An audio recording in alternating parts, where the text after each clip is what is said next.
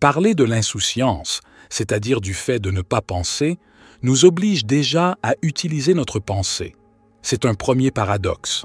Une personne vraiment insouciante, sans pensée, peut sembler étrange ou même un peu effrayante de l'extérieur. Elle agit sans hésiter, sans regret, sans cette petite voix intérieure qui nous retient. Vu de l'extérieur, un zombie et un sage illuminé peuvent se ressembler. Ils agissent tous deux sans être ralentis par leurs pensées. Mais la grande différence, c'est que le sage est allé au-delà de la pensée, tandis que le zombie n'a simplement jamais pensé du tout. Alors, qu'est-ce qui sépare quelqu'un qui semble fou de quelqu'un qui a atteint une grande clarté d'esprit? La vérité, c'est que nous ne sommes jamais vraiment dans le moment présent. Dès que vous avez une pensée sur quelque chose, ce moment est déjà passé. La réalité va plus vite que votre capacité à y penser. Vous êtes toujours un peu en retard, comme un commentateur sportif qui essaie de décrire une action qui va trop vite pour lui. Avant même de dire un mot, vous l'avez déjà pensé. Mais même avant la pensée, il y a quelque chose d'autre. La pensée n'est pas le début de tout, c'est plutôt une étape intermédiaire qui se fait passer pour le point de départ. Si la pensée est toujours en retard, courant après le présent sans jamais l'atteindre, où se trouve le présent? Dès que vous prenez conscience d'un moment, il est déjà terminé. Vous n'êtes pas en train de penser la réalité présente, vous êtes en train de vous en souvenir juste après qu'elle se soit produite. Donc, le décalage ne concerne pas seulement le fait de penser et de parler. Il y a aussi un décalage entre ce qui se passe réellement, l'expérience brute, et les pensées que vous avez pour essayer de la comprendre. Quelque chose arrive, votre esprit le saisit, le met en mots, et seulement ensuite vous le comprenez. Mais qu'est-ce que c'était avant que vous ne le mettiez en mots? C'est le problème de la conscience. Vous êtes toujours en train de regarder en arrière, même si c'est juste d'une fraction de seconde. Vous ne rencontrez jamais la réalité pile au moment où elle se produit. Vous arrivez toujours un peu après pour découvrir que le moment est déjà terminé. Et si vos pensées sont toujours en retard, alors quelle partie de vous vit réellement le moment présent? La partie de vous qui pense n'est jamais la partie qui est en train d'agir. Quand vous commencez à penser à ce que vous êtes en train de faire, vous avez déjà arrêté de le faire. Quand vous pensez « je suis vivant », vous êtes en fait en train de regarder votre vie de l'extérieur, pas en train de la vivre pleinement. La pensée n'apparaît pas d'un coup.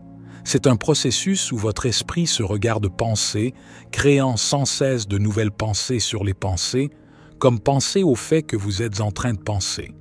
Nous ne pouvons jamais dire exactement ce que nous pensons, parce que les mots ne sont pas parfaits et parler n'est pas une bonne façon de traduire ce qui se passe en nous. Dès que vous mettez une pensée en mots, elle s'éloigne de l'idée pure et originale. Le langage, parce qu'il n'est pas parfait, laisse sa marque. Ce que vous dites n'est pas exactement la même chose que ce qui est né dans votre esprit. Donc, ce décalage n'est pas juste une question de temps, c'est aussi une question de la nature même des choses. On ne peut jamais vraiment montrer l'essence d'une pensée, car la pensée est limitée par les manques dans notre langage et notre façon de voir le monde. Chaque fois que vous essayez de dire une petite partie de l'idée, l'idée pure se perd parce que ce que vous dites n'est pas complet. Vous l'exprimez, mais comme c'est toujours en morceaux, imparfait et partiel, ce décalage est normal pour une conscience qui pense à elle-même. Il y a quelque chose de vraiment étrange dans le fait que même pour dire qu'on ne pense pas, il faille penser à ça. C'est le décalage entre simplement être et essayer de comprendre ça avec son intelligence, entre être présent et essayer d'en parler. C'est pour ça qu'on ne peut jamais décrire une expérience exactement comme on l'a vécue. Dès que vous mettez la vie en mots, vous perdez le sentiment d'être là, tout de suite. Les mots ont besoin de règles. Quand vous pensez, vous coupez les choses en morceaux. Quand vous nommez quelque chose, vous lui donnez une limite. Quand vous lui donnez une limite, vous laissez d'autres choses de côté. L'état de non-pensée, insouciance, est un tout, mais l'esprit est une machine qui divise et sépare. Même quand vous méditez et que pendant un court moment vous avez l'impression de ne pas penser, vous êtes quand même conscient que vous ne pensez pas. Cette conscience est une forme de pensée, une pensée sur le fait de ne pas penser, comme une ombre de la pensée elle-même. En plus du tout petit décalage dans la pensée, il y a une différence plus grande entre ce qui se passe avant la pensée et la pensée elle-même. Avant qu'une pensée claire n'apparaisse dans votre esprit, il y a une sorte de compréhension générale, une structure de conscience qui n'est pas encore en mots. C'est l'état de non-pensée, un endroit où les idées existent avant de devenir des mots ou des pensées claires. Certains appellent ça l'intuition, d'autres la pensée avant les mots, mais c'est toujours la même chose. Les pensées n'arrivent pas toutes faites.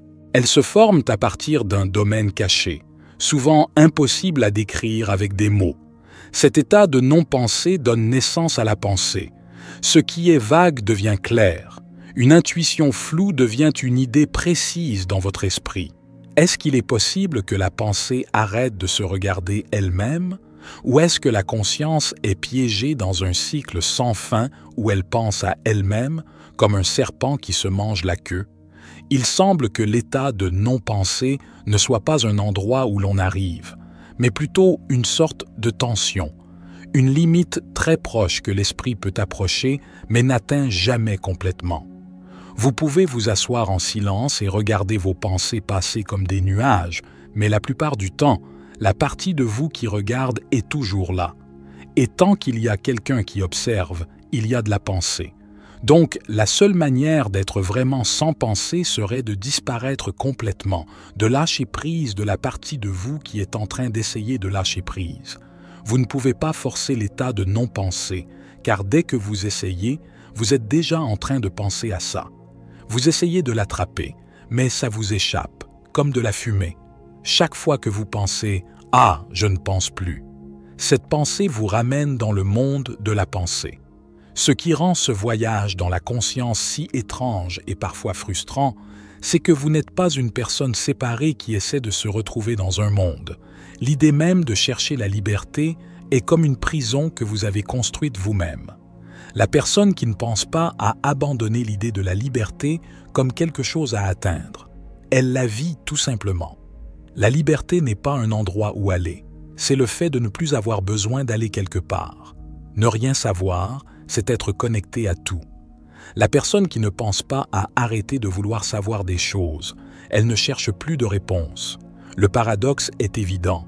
Non, vous ne devriez pas chercher à savoir. Ne rien savoir, c'est échapper au contrôle de la pensée, laisser le monde entrer en vous tel qu'il est, sans que votre esprit l'analyse. Ce qui est beau, c'est que la personne qui ne pense pas a abandonné le besoin de trouver la vérité, et en faisant cela, elle est devenue la vérité elle-même. Eh bien, si la conscience vient d'un cerveau, une éponge électrique ridée, alors c'est une origine bien humble pour quelque chose d'aussi grand. Ce grand observateur cosmique, la conscience, est juste fait de graisse et de protéines. Toutes les philosophies, religions et sciences que vous connaissez sont juste des façons de vous empêcher de voir la vérité que vous savez déjà. Vous êtes la source de tout. C'est à la fois une malédiction et un cadeau étrange et beau. C'est pour ça que les gens qui cherchent la vérité et ceux qui ont des problèmes mentaux peuvent parfois sembler similaires. Ils sont sur le même chemin. Si vous poursuivez l'état de non-pensée trop loin, vous pourriez tomber dans quelque chose qui dépasse l'humain, que ce soit l'illumination ou simplement l'oubli de soi. Dans le bouddhisme tibétain, on dit qu'entre la mort et la renaissance, il y a un état appelé bardo, où l'esprit est pur et a une chance d'échapper aux illusions. Et si le silence entre nos pensées était la même chose, une chance de s'échapper de notre prison mentale, quand vous essayez d'entrer dans le silence, vous vous amenez avec vous et c'est là le problème. Car qui est ce « vous » qui cherche le silence? C'est la pensée elle-même. Pour atteindre le silence entre les pensées, vous devez laisser derrière vous la partie de vous qui souhaite l'atteindre. Imaginez un programme informatique conçu pour s'éteindre dès qu'il se rend compte qu'il existe. C'est ce que fait l'esprit quand il essaie de ne pas penser.